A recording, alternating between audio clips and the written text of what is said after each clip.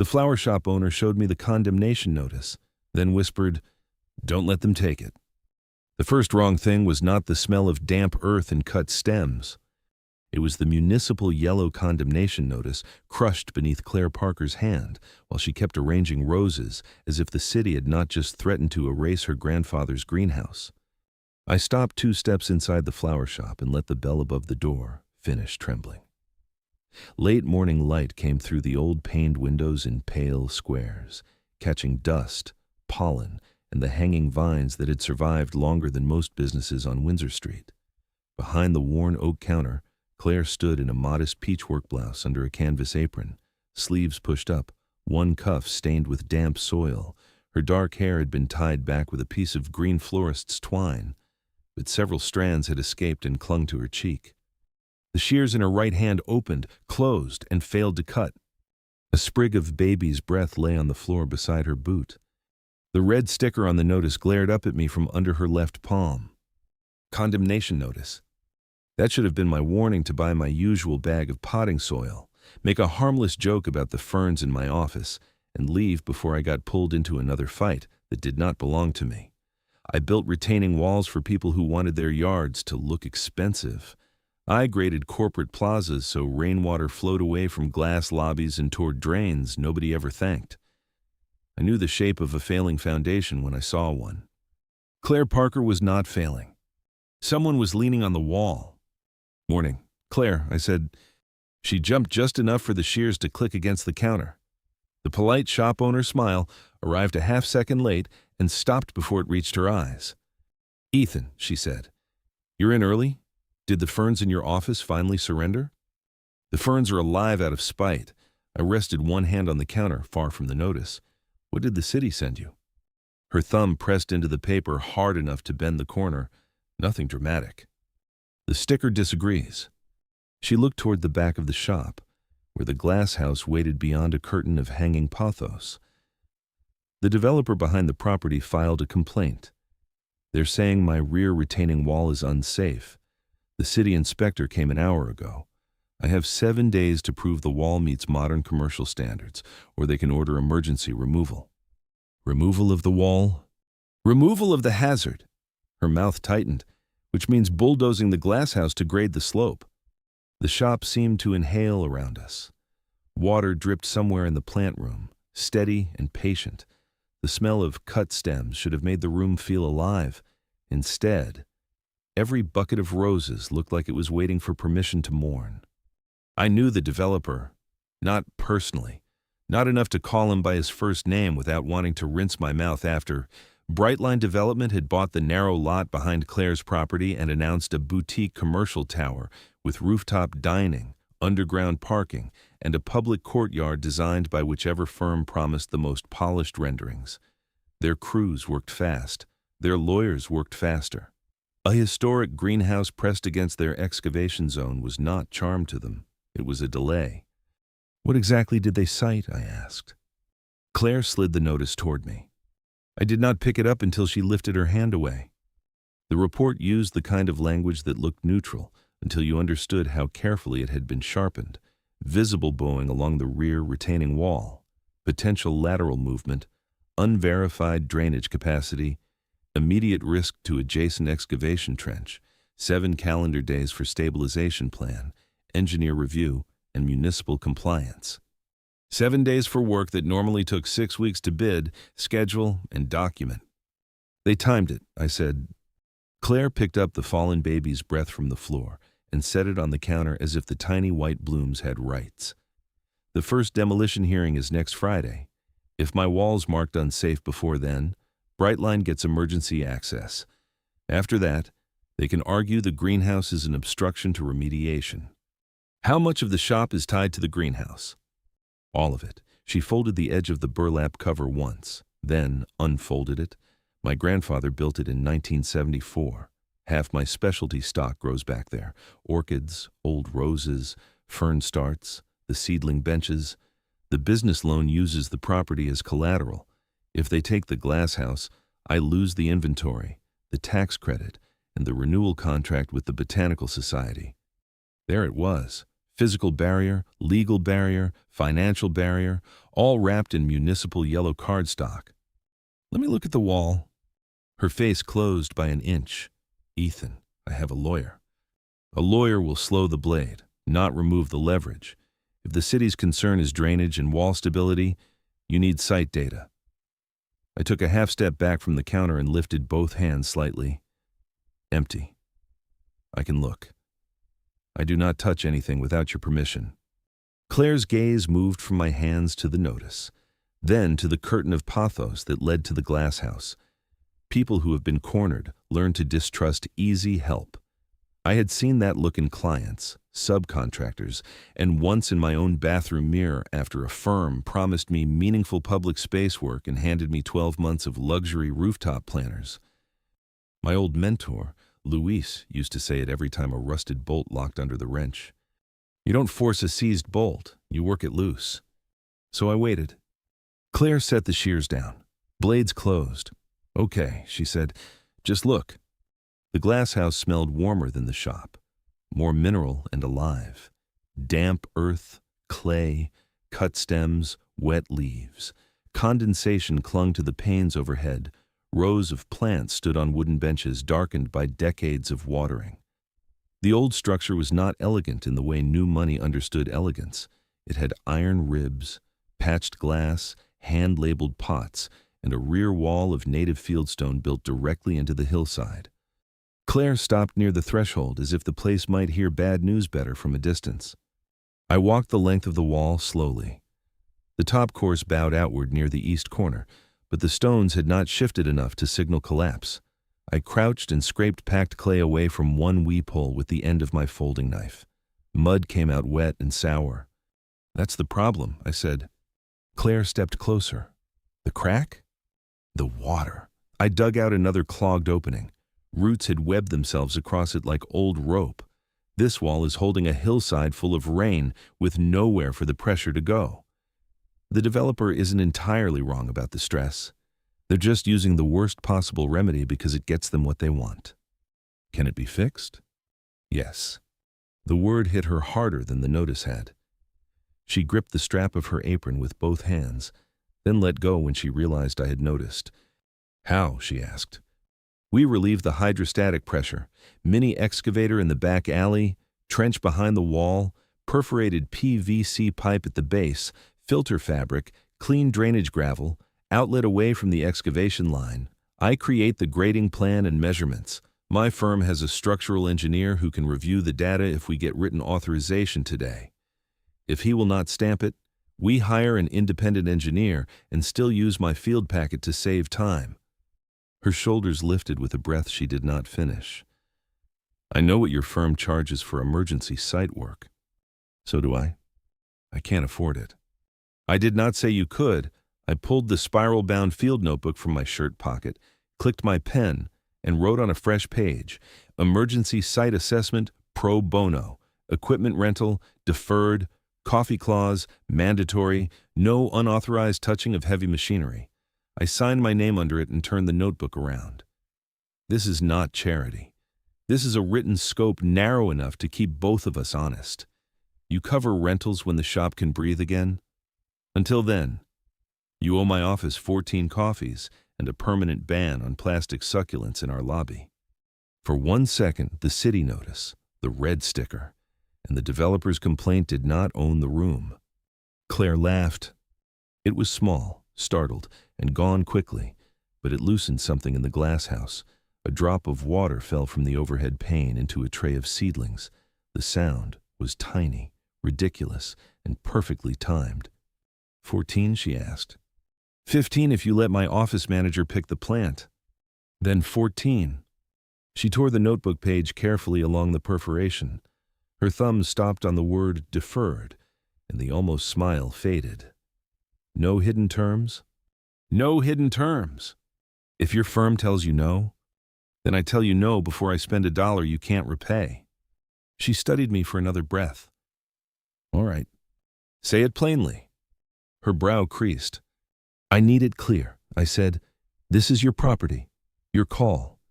Claire looked back at the wall her grandfather had built. at the stubborn old stones and the clogged weepholes. Then she faced me with soil on her cuff and a condemnation notice waiting in the front shop. "Do it," she said. "Help me save the greenhouse." By 6 the next morning, I had a transit level over my shoulder, a laser measure in my pocket, and 2 coffees balanced in a cardboard tray. Claire was already unlocking the rear gate. She had traded the shop dress for faded jeans, heavy boots, and a buttoned work blouse under the same canvas apron. A pencil had been stabbed through her hair to hold it back. She looked less like a woman waiting for a city decision and more like someone preparing to argue with gravity. "Extra hot, no foam," I said, setting 1 cup on the staging table. "That is either thoughtful or proof you have been spying on my caffeine habits. Both would be admissible." She gave me a look over the cup. "You're much less intimidating before 7.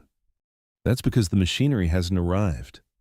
We started with measurements. I set the transit level on its tripod and calibrated the scope. Claire held the fiberglass stadia rod at the first station while I called out numbers. The ground behind the wall was slick with rain, clay, and crushed leaves. Every few minutes, a delivery truck rumbled past the alley entrance and made the panes of the glass house tremble. "Hold on the red line," I called. "It is on the red line." "Half an inch right." "Your right or my right?" "The right that keeps the city from bulldozing your wall." "Very technical language, Mr. Bennett. Years of education." She shifted, steadied the rod, and waited while I logged the elevation. Her boots sank slightly into the soft clay. The smell of damp earth rose stronger as the morning warmed. On the 8th reading, her foot caught on an exposed root. The rod tilted. I moved before the thought finished forming, crossing the mud and catching her elbow just long enough to stop her from falling into the trench line. "I've got you." She sucked in 1 sharp breath, found her footing, and straightened. I let go first. The stadia rod had left a streak of mud across my sleeve. Claire looked at it, then at the root, and then down at her boots. "Uneven grade," I said, picking up the rod and handing it back. "We put temporary gravel here before equipment comes in. The wall can survive the week. I am not sacrificing the shop owner to prove it. I am more durable than I look. I believe that. The mud doesn't care." She glanced toward the front shop. "Neither does Brightline." "No," I said, "but the city does care about measurements." By noon, we had a contour map, 32 elevation points, photos of clogged weepholes, a drainage sketch, and 1 written scope emailed to my firm with Claire copied on every line. I had also sent a message to Graham, our structural engineer, with the subject line he hated most: Emergency Municipal Review. He called 5 minutes later. "No," he said before hello. I put him on speaker and set the phone on the staging table. "Good morning to you too. I know your subject lines. Ethan, emergency means somebody ignored water for 30 years and now wants a miracle." Claire's eyes flicked to me. "Not a miracle," I said. "A fieldstone retaining wall with blocked drainage, no displacement at the base, and a developer trying to call it a hazard to force demolition." Graham went quiet. I added, "Owner is present. Owner can authorize review. No one touches your seal without your written sign-off." Claire stepped closer to the phone. "Mr. Sloan, this is Claire Parker. The greenhouse belonged to my grandfather. I'm not asking you to take responsibility for bad information. I'm asking you to review actual field data before the city acts on a complaint designed to remove my property." Graham exhaled through the line. Paper rustled near him. "Send photos, measurements, and any city notice. I will review tonight. I do not promise a stamp." "Understood," Claire said. "And Bennett?" "Yes? If I see 1 measurement rounded to make your case prettier, I let the city knock it down." I smiled despite myself. "That's why I called you." Claire ended the call and looked at me with new suspicion. "Is everyone in construction terrifying?" "No, some of us hide it under coffee." "That explains the 15 coffee clause." 14. Do not let me renegotiate under pressure." She took the pen from behind her ear and wrote 1 sentence beneath our napkin contract. "Owner authorizes emergency field documentation and engineer review." Then she signed it. There was nothing romantic about a signature line on a damp staging table beside a bucket of tulip stems. Still, I remember the way her hand stopped shaking when the ink dried. The piece lasted until Wednesday. I was in my office reviewing Graham's marked-up drainage notes when my phone buzzed. Claire's name filled the screen. She did not say hello. "They're here." I reached the shop in 8 minutes. The bell above the door rang so hard it hit the glass twice. A man in a navy suit stood near the counter with a tablet under his arm and polished shoes too clean for anyone discussing soil. Beside him stood Inspector Tom Alvarez from the city, looking like he would rather be anywhere else. Claire was behind the oak counter, one hand on a bucket of white roses, the other resting near the condemnation notice. The smell of damp earth and cut stems was still there, but the air had gone sharp. "Mr. Bennett," Tom said when he saw me, "I didn't know your firm was officially involved." "We are involved in field documentation and emergency drainage assessment." I placed my rolled grading plan on the counter without stepping between Claire and the room. "What's changed?" The suited man answered before Tom could. "A microfracture in the east corner mortar. Brightline has concerns about worker safety." "What is your name?" Claire asked. The man blinked, thrown by the calmness of the question. "Aaron Vale, site manager." Claire wrote it down on the back of a flower invoice. "Thank you. Now Inspector Alvarez can finish explaining the city's position." Tom cleared his throat. "My supervisor received the supplemental complaint. Given the excavation schedule and the visible fracture, the city is issuing a 48-hour vacate warning. If the wall isn't secured by Friday morning, emergency hazard removal remains on the table." The words landed hard. A woman near the front display put down the bouquet she had been considering and slipped quietly out of the shop. Claire watched the door close behind her. Her hand tightened once around the invoice, then flattened. "A microfracture does not establish imminent failure," I said. "It establishes risk," Vale said, "and risk has consequences." I turned the grading plan so Tom could see it. "So does misuse of a safety complaint. We have 32 elevation readings, documented drainage blockage, and no base displacement. Trenching begins tomorrow morning after utility marking clears." "Tomorrow may be too late," Vale said. Claire lifted her eyes. "That sounds convenient for your demolition hearing." Vale's smile thinned. Tom looked at the condemnation notice and then at me. "If you have a stamped remediation plan by Friday at 8, I can hold emergency removal pending review." "I'll have it." Vale looked me over, taking in the mud on my boots, the work shirt, the firm logo. "And if your engineer refuses to stamp?" "Then we file the field report without the stamp and request an independent municipal engineer before any demolition order." Claire slid her signed authorization page across the counter. "Every step is documented now." For the first time since I had entered, she was not hiding the yellow notice. She had pinned it in place with her palm like evidence. Vale's jaw shifted. He had expected a frightened shop owner and maybe a lawyer on voicemail. He had not expected a paper trail before lunch. "This is not over," he said. "No," Claire replied. "It is just no longer private." After they left, the shop seemed too quiet for the number of flowers inside it. Claire picked up the bucket of white roses the customer had abandoned and carried it behind the counter. "They're going to scare people away," she said. "Maybe for a day." "I can't afford a day." I opened my mouth to promise something I could not control, then closed it. The workroom clock ticked above the sink. Claire trimmed one rose stem, then missed the water bucket by 2 inches when she tried to drop it in. The stem rolled across the counter and stopped against the condemnation notice. I picked it up and placed it in the bucket. "Do you want me to bring the excavator tonight if the rental yard can release it?" I asked. "It means noise, lights, mud through the alley, and one neighbor calling the city because he thinks every engine after sunset is a personal insult. Mr. Hanley? You know him. He once reported my wind chimes for being emotionally manipulative. Then I will include chime mitigation in the work plan." The corner of her mouth moved. I slid my notebook toward her. "Your call." Claire stared at the greenhouse door, behind the glass. The old wall held the hillside quietly.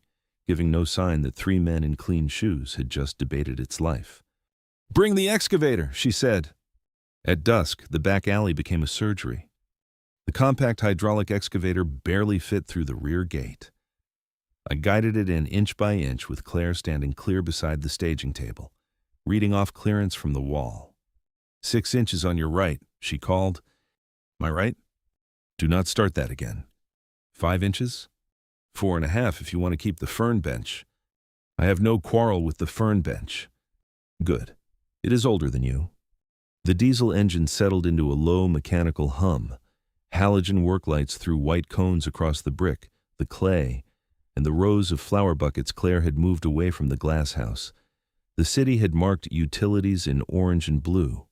Graham had sent back a midnight email with fewer insults than usual and enough preliminary approval to begin emergency drainage work. I cut the trench carefully behind the wall, one narrow pass at a time. Saturated clay peeled away from the stone in heavy slabs. The smell of wet earth thickened until it seemed to coat my teeth. Claire hauled rolls of filter fabric, lengths of perforated PVC, and buckets of clean gravel from the delivery pallet to the trench edge. Twice, I offered to pause so she could rest inside. Both times, she picked up another roll of fabric and kept working. "This is why my grandfather never let me skip chores," she said, dragging the next roll across the tarp. "Did he make you carry drainage pipe at midnight? He made me deadhead roses in August while every other kid on the block was at the pool. That explains your work ethic. It explains my resentment of swim parties. Useful trait. Pools or drainage problems with chairs." She laughed into the cold, and the sound carried through the glass house. A row of orchids watched us like scandalized elders. At 1 in the morning, the trench was deep enough to expose the real culprit. A mat of roots and clay had sealed the old drain outlet so completely that water pooled behind the wall in a shining black line. Claire crouched at a safe distance and shone the flashlight where I pointed. "There," I said. "That is what Brightline photographed from the worst angle and called collapse. It is blockage. Yes, not failure. Not failure." She held the flashlight steady. The beam did not shake. We laid the pipe before dawn, filter fabric first, tucked cleanly along the trench, perforated PVC at the base, sloped toward the outlet, clean drainage gravel over it, washed and angular, not the cheap rounded stone contractors used when they wanted problems to return slowly enough to deny responsibility. I took photos at every stage with a measuring rod in frame.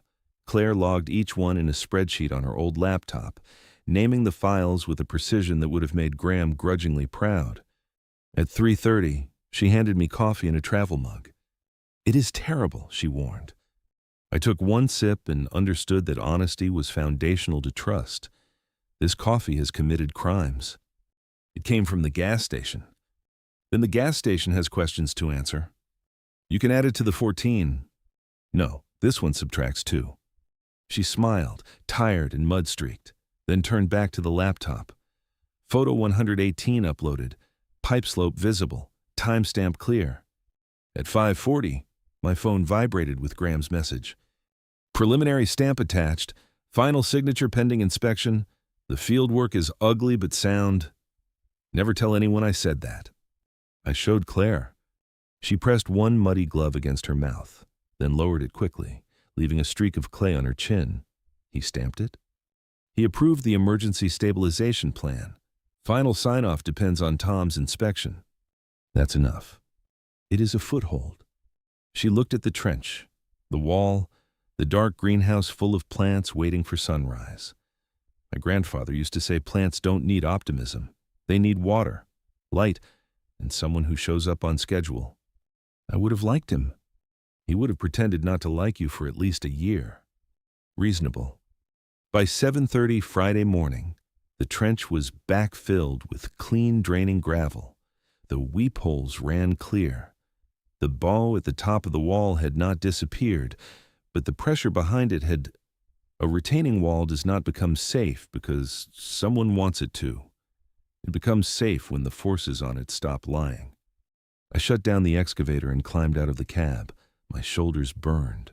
My hands were coated in gray mud despite the gloves. The first sunlight struck the glass house panels and turned the inside of the shop gold. Claire stood by the staging table with the printed packet stacked in front of her. Her canvas apron was ruined.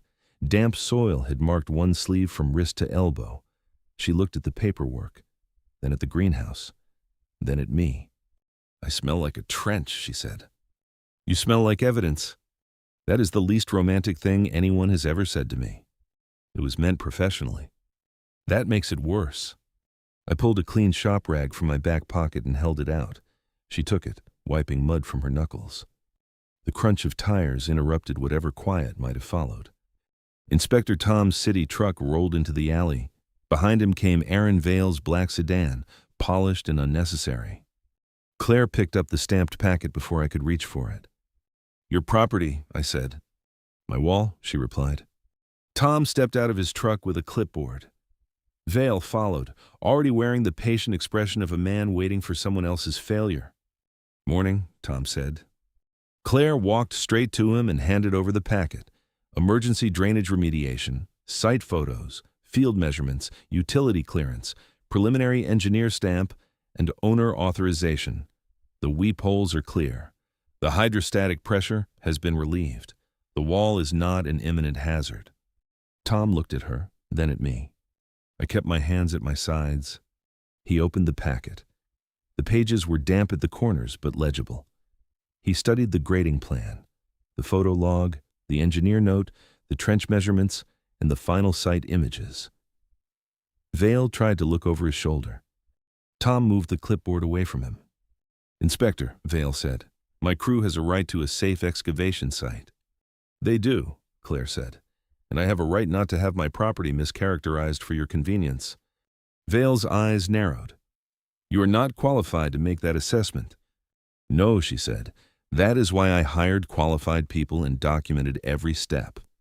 The alley went still. Tom walked to the wall. He crouched by the outlet and watched water thread steadily through the drain. He checked the weep holes. He ran his hand along the top course, then he signed the inspection sheet against his clipboard. "Emergency removal is suspended," he said. "Pending final engineer review. The wall is stabilized. The vacate warning is lifted." For 2 beats, only the water moving through the new drain spoke. Then Claire turned to Vale. "You have your proof," she said, voice clear as glass. "Now get off my property." Vale's face tightened. "This will go through legal." "Good," Claire said. "I've learned to enjoy paperwork." Tom coughed into his fist. It might have been a laugh. It might not have been. Either way, he handed Claire the signed copy. Not me. That mattered. When the alley finally emptied, the greenhouse did not become instantly perfect. The wall still needed final review. The trench line needed cleanup. The business had lost 2 days of sales. Claire still had a developer behind her property and a city file with her name on it. But the bulldozer order was gone. The glass house stayed standing. I washed mud from my hands at the outdoor utility sink. Cold water ran over my wrists, turning gray as it swirled toward the drain. Behind me, Claire moved through the staging table, stacking invoices, photos, and permits in neat piles. The smell of damp earth and cut stems drifted through the open back door. She appeared beside me and handed me a dry towel. "I can have my crew sweep the alley Monday," I said, falling back into logistics because it was safer than looking too long at the woman who had just defended her legacy with mud on her cheek. "I'll also send the deferred rental costs in writing, and Graham's final review will probably arrive with 4 insults and 1 invoice." "Ethan." I shut off the water. She placed the signed city copy on the counter between us. "You worked it loose." I looked at the paper, then at the old wall beyond the glass. "You held the wrench." Her eyes softened, not into helplessness, but into recognition. "Don't let them take it," she said quietly. "They won't." "I mean all of it." She touched the corner of the signed packet, the shop, the glass house, the way this place feels, the part of me that still believes fragile things are worth the trouble. The line sat between us, heavier than any stone in the wall. I wanted to answer too quickly. That was one of my flaws. Give me a slope, a machine, a drainage problem, and I would move before fear could name itself. With people, that instinct could turn into pressure if I did not watch it. So I dried my hands, folded the towel once, and set it beside the packet. I can stand with you. I said, I can bring the plans, the measurements, and the stubborn engineer, but the greenhouse stays yours. Claire looked down at the towel, then at my empty hands. Then stand with me Monday, she said. I will. Monday brought 3 things: Graham in a bad mood, a final engineer stamp, and Mr. Hanley from 2 doors down complaining that the excavator had disrupted his cat's emotional balance. Graham arrived wearing a gray coat and carrying a metal clipboard, and judging everything before his boots hit the alley. He inspected the wall for 46 minutes. He made 12 notes, criticized my gravel choice only once, and finally signed the final compliance report against the hood of his car. This is acceptable, he said. From Graham, acceptable meant poetry. Claire stood beside the greenhouse door holding the final packet. Thank you, Mr. Sloan. Do not thank me. Maintain the outlet. Clear the weep holes every spring. Do not plant anything with aggressive roots behind this wall, unless you want Bennett back here making that face. What face? I asked. The one where you pretend you are not enjoying being useful. Claire's mouth curved. Tom returned at noon, accepted the final report, and closed the emergency hazard file. Brightline sent a letter through council by Thursday. Claire answered through her lawyer with the inspection record, the drainage photos, and a request that all future contact go through formal channels. She copied me on none of the legal emails. I liked that more than I should have. She did not need me to speak for her. She needed the ground under her feet to stop moving long enough for her own voice to carry. Over the next 2 weeks, the shop regained its rhythm. Customers came back first in cautious 1s and 2s, then in a Saturday crowd that filled the front room with questions about orchids and anniversaries, and whether the roses near the window had always smelled that strong. Claire answered every question from behind the oak counter. The condemnation notice, now sealed in a clear sleeve, marked record copy and filed in a binder under the register. My firm won a small municipal courtyard job partly because Tom mentioned, in a meeting where I was not supposed to hear it, that Bennett had handled the Parker greenhouse situation properly. Not dramatically, properly. For a landscape architect, properly was better than applause. I still stopped by for soil on Fridays. At first, Claire kept count of the coffees on the notebook page taped inside the cabinet door. Coffee 1, acceptable. Coffee 2, bought during emergency trenching, terrible. Subtract 2. Coffee 3, extra hot, no foam, emotionally manipulative. Coffee 4, Ethan claims ferns have civil rights.